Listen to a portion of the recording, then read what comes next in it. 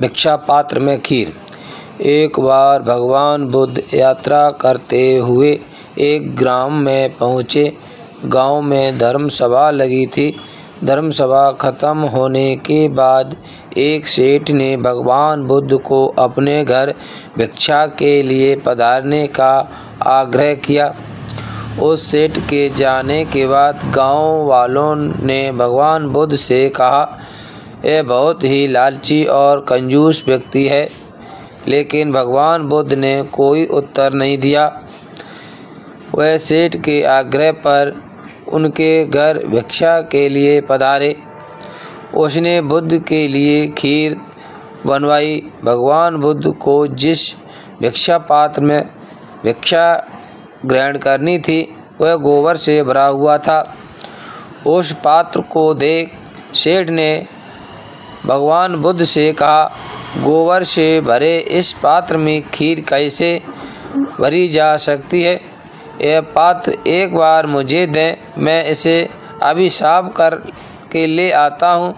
सेठ ने बुद्ध के हाथों से कमंडल लेकर उसे धो मांज कर साफ कर दिया और फिर प्रसन्नता के साथ उसमें खीर से भर दिया।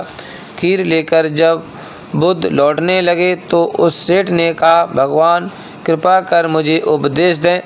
बुद्ध ने कहा, वत्स, मैं तुम्हारे घर भिक्षा के लिए नहीं बल्कि तुम्हारे उपदेश देने के लिए ही आया था और मैं तुम्हें उपदेश दे चुका हूँ।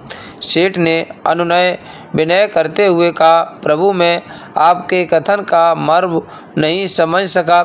आप मुझ पर कृपा कर इसे और स्पष्ट करें।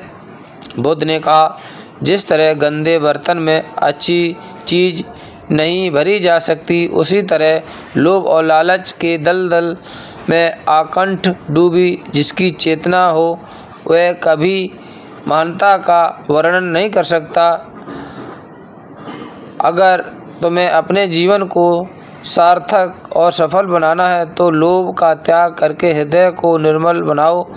जब तुम्हारा जीवन निर्मल, पवित्र और उज्जवल बन जाएगा, मेरा उपदेश तुम स्वयं ही ग्रहण कर लोगे।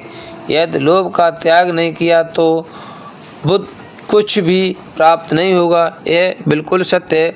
भगवान बुद्ध इसी तरह लोगों को उदाहरण के तौर पर समझाते थे और उच्च मार्ग पर